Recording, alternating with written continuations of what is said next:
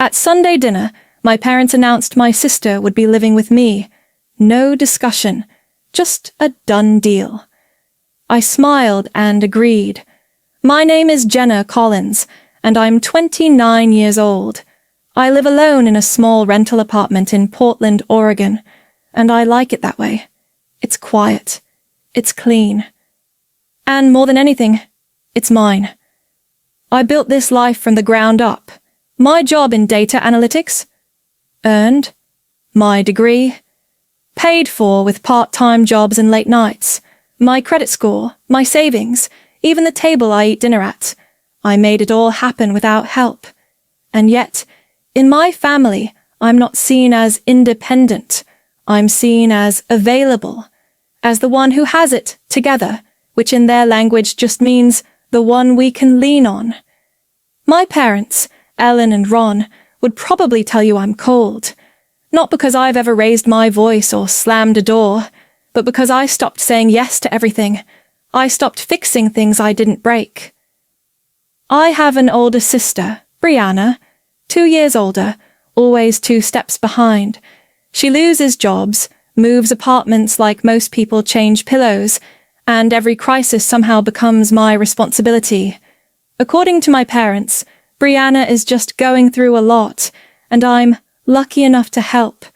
That's the phrase they've used for years. Help with bills, help with rent, help with Brianna's mistakes. And when I say no, I'm the one causing tension. I've learned that in my family, love is transactional, and usefulness is the currency, but even currency has a limit. And mine? They were about to find it. Growing up, I didn't realize it had a pattern, but now I can see it clear as day. Every time Brianna stumbled, and she stumbled often, my parents would rally around her like she was a fragile heirloom, and I was just dependable packaging. When she lost her job at the coffee shop, the manager was toxic. When she moved out of her last apartment, her roommates were jealous. When she missed another bill, she was trying her best. And every time it fell on me to fix it. The expectation wasn't loud. It came in quiet phrases. You're stable, Jenna. You're good with money. It would mean a lot if you could help. I can't tell you how many times I've wired money with a tight chest and a fake smile. And when I dared to say no, that's when I got the real family treatment. Silent judgment. Cold glances. My mom would sigh like I'd broken some sacred rule. My dad would say things like, "Don't be so hard on her." And Brianna? She'd either ignore me or call me uptight. But the truth is, I wasn't angry. Not at first. I was tired of being the fallback plan. Tired of my effort being invisible until it was needed. At some point, I stopped trying to explain myself. I started saying, "Let me think about it," instead of, "Sure."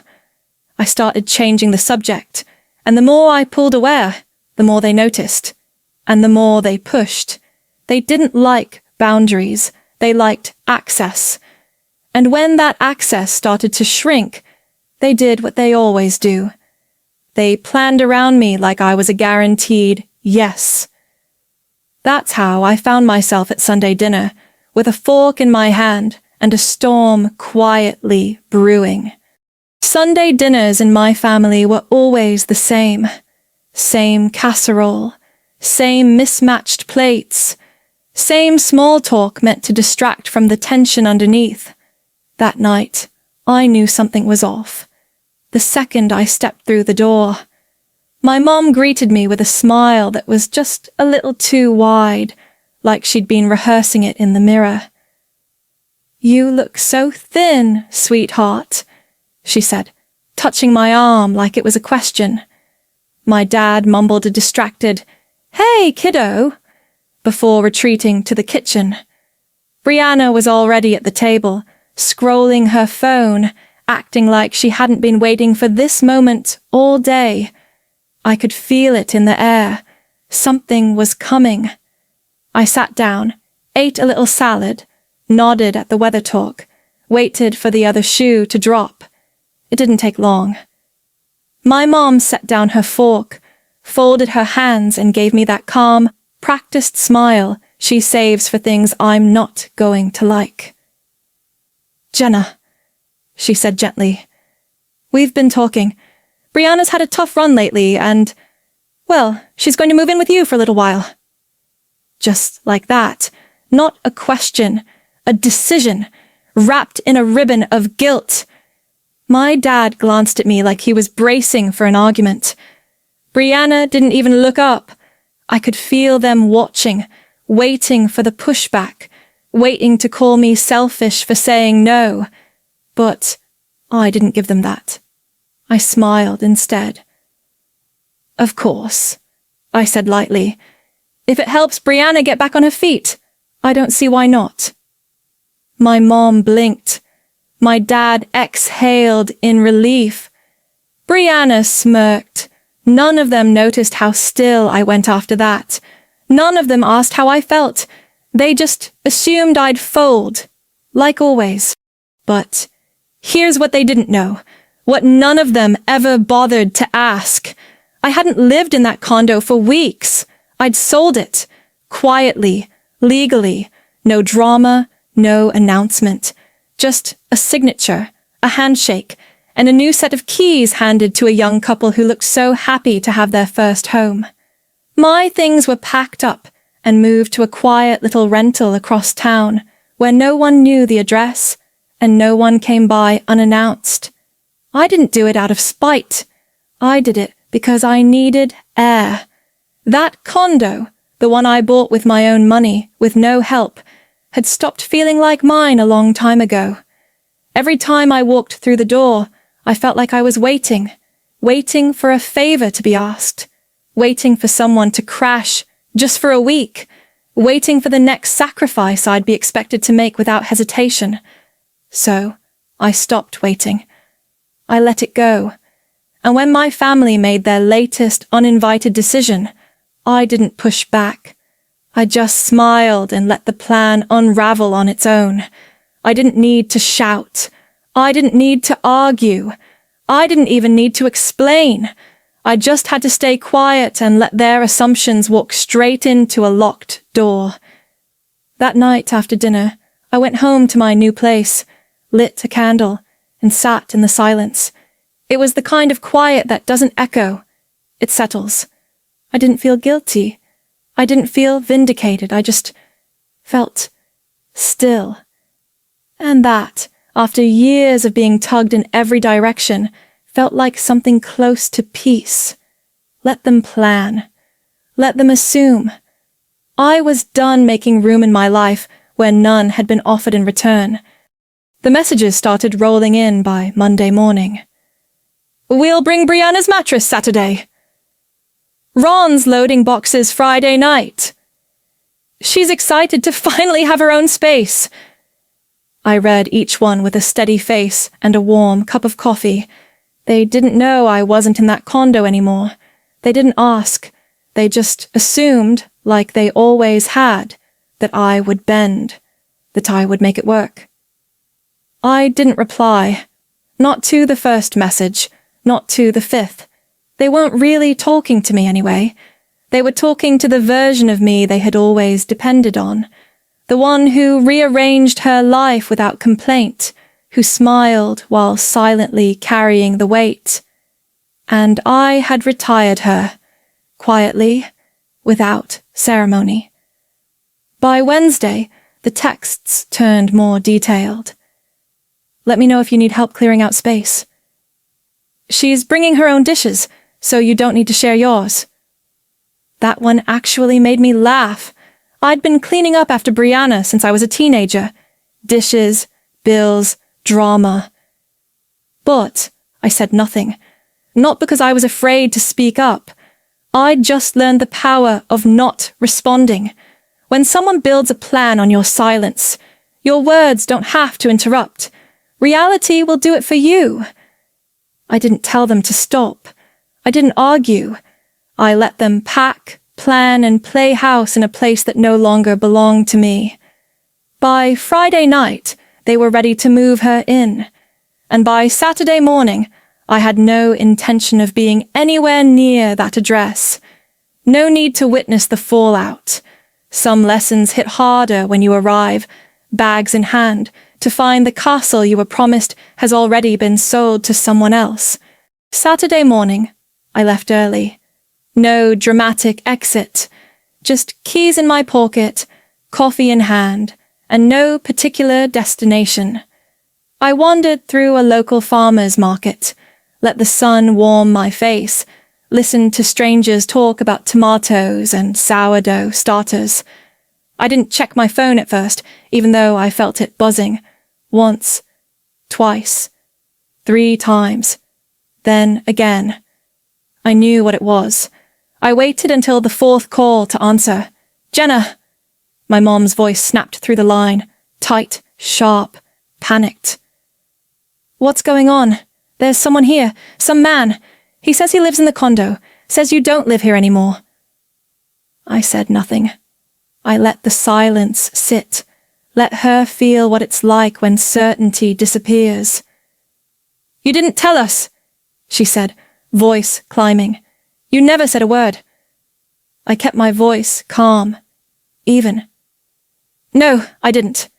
In the background I heard scrambling, Brianna muttering, my dad saying something low and angry.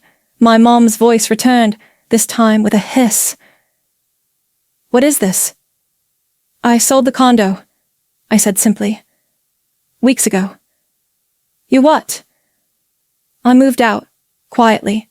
No one asked where I lived, so I didn't say." The line went quiet again, like the wind had been knocked out of her. I imagined them standing there on the porch, surrounded by bags, faces tight, realizing the plan they built on assumption had collapsed. "You lied to us," my dad barked through the phone. "You said she could move in." I repeated slowly. "If it helps Brianna, I don't see why not. I didn't say where." A pause. Then Brianna's voice, smaller than usual. "So, now what?" "We are just supposed to figure it out?" I almost answered. I almost comforted her, but I didn't. Because this time, that wasn't mine to solve. What they didn't know, what they never understood, was that I hadn't changed the locks out of anger. I hadn't sold the condo to make some dramatic statement. I did it because I was tired of holding my breath in a space that never really felt like mine. Tired of bracing every time the phone buzzed, knowing another favor was coming, wrapped in guilt. I wanted to come home and not feel like I was on call. So, I let go, and I thought maybe that would be the end of it. But by sunset, they were at my door. I knew they would come. My mother has always believed if she just shows up, I'll cave. That no matter how far I move, she's still entitled to entry. The knock came. 3 sharp taps, too polite to be hostile, too firm to ignore. I looked through the peephole. Ellen, Ron, Brianna, and a trunk full of boxes parked on the curb like it was moving day. I opened the door halfway. "You found me," I said, flat. My mom's lipstick was smudged, hair pulled back like she'd been pacing. "We called," she said quickly, defensive. "We didn't think you'd really be here." "It's my apartment," I said. My dad stepped forward. "You said she could move in." I shook my head. "I never said she could move in here. I said, if it helps her, I didn't see why not. That was at the old place, which, as you know now, I don't live in anymore." Brianna's cheeks flushed with anger. "This is petty, Jenna. You always act like you're above us, but this is cruel." I tilted my head. "You packed a U-Haul for a place you never confirmed. That's not cruelty, Brianna. That's entitlement." She didn't respond, but my father did. "We're not leaving." And that was the moment I knew. They still didn't get it. My dad crossed his arms like a warning. "We've put up with a lot from you, Jenna. You owe this to your sister." There it was. That word. Oh, as if the years I spent cleaning up their messes hadn't been enough. As if every dollar, every sleepless night, every silence I swallowed hadn't been part of some invisible contract I never agreed to. I stepped back into the doorway and picked up my phone. My mom's eyes narrowed. "What are you doing?" I didn't answer. I dialed. 3 rings. Then a calm voice. 911. What's your emergency? My voice didn't waver. Yes, I have family members outside my apartment who are refusing to leave. They're not on the lease and they weren't invited. I'd like to report trespassing. My sister's mouth fell open. My dad cursed under his breath. My mother looked like I'd slapped her. "Jenna," she whispered, voice cracking, "you're calling the police on your own family." "I asked you to leave," I said. "You didn't." The dispatcher asked for my address. I gave it. Brianna's voice trembled, but the anger was still there. "You're going to ruin everything. Do you know what people will think?" I nodded. "Yes, they'll think I finally stopped opening the door." My mom blinked. She looked smaller somehow. "You used to be kind." I didn't flinch. "You used to notice when I was hurting." 10 minutes later, a patrol car pulled up. A young officer stepped out, calm but firm. "Evening. We received a report about trespassing." I raised my hand. "That was me." The officer turned to my family. "Sir, ma'am, I'm going to have to ask you to leave the premises. You are not permitted to remain here without consent." For once, they had nothing left to say, and neither did I. The next morning, I woke up to 12 missed calls. 5 from my mom, 2 from my dad. The rest were numbers I didn't recognize, probably cousins or family friends pulled into the chaos. Then came the texts. "Why would you do this to your own sister?" "Your mom is heartbroken." "Brianna's sleeping in her car. Is that what you wanted?" I didn't respond. I just kept scrolling. Eventually, I found it. A Facebook post from my mom. Public. 3 long paragraphs filled with heartbreak emojis, and a photo of Brianna as a toddler in overalls, clutching a stuffed animal. It read, "We raised both our daughters to take care of each other. But one of them seems to have forgotten what that means. We never imagined Jenna, so successful and fortunate, would turn her back on us during a time of need. Brianna didn't deserve this. None of us did." Hundreds of likes, dozens of comments from people I hadn't seen since I was a teenager. How could she do that to her own sister? Selfish. Cold. It wasn't new, just louder. I stared at the screen, let it sit, then posted a quiet thread of my own. No emojis, no hashtags, just receipts. A screenshot of the $2,000 I wired to cover their mortgage. A copy of the car loan with my name co-signed and the collections notice that followed. The invoice from the DUI lawyer. The text Brianna sent me 2 years ago calling me a boring robot because I wouldn't let her crash at my place. I ended with one sentence. I didn't abandon my family. I just stopped volunteering for emotional debt.